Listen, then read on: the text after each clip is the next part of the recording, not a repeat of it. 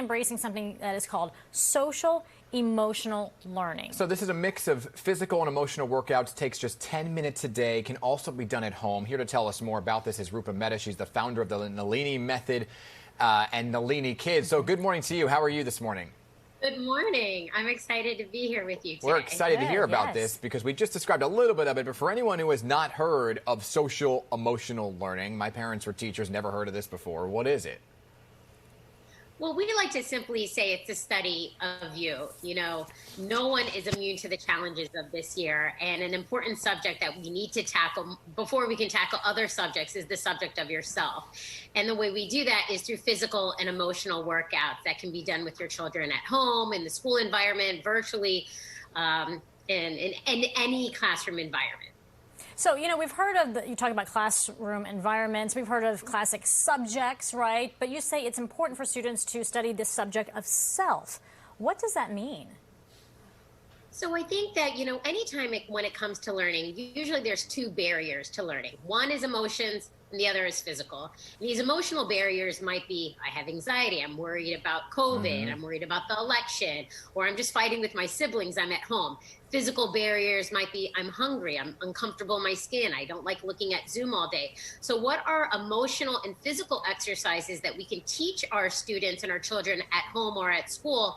Just takes 10 minutes a day to get them ripe and ready for learning and be able to deal with their barriers at the beginning of the day so that they can have a day that's successful. Okay, we're looking at some really interesting video. Yeah. Give us some examples of what you're talking about.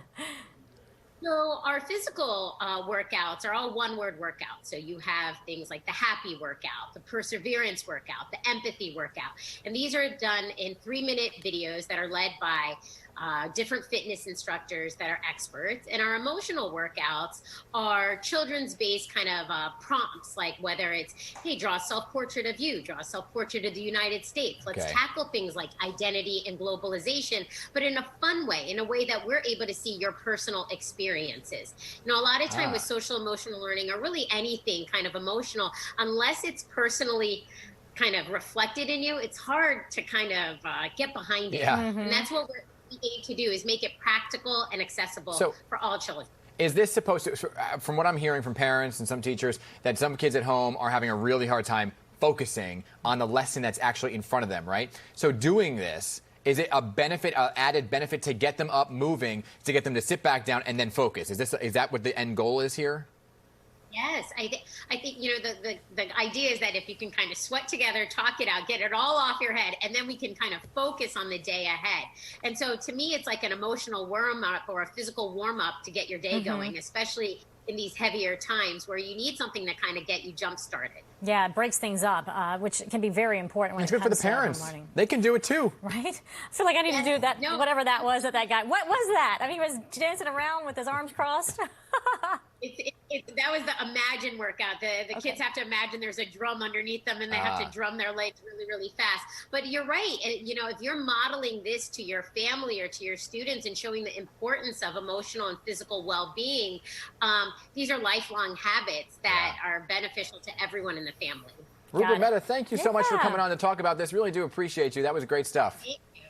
Thank you so much for having me. Can you come on all the time? You have fantastic energy. Energy, right? We just want your energy all the time. Yeah.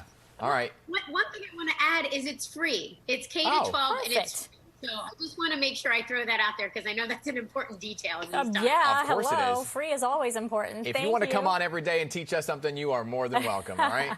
Thank you, Rupa. And for the hard ones, we'll get to Ben, right? Because he can do all those crazy. Well, exactly. Right.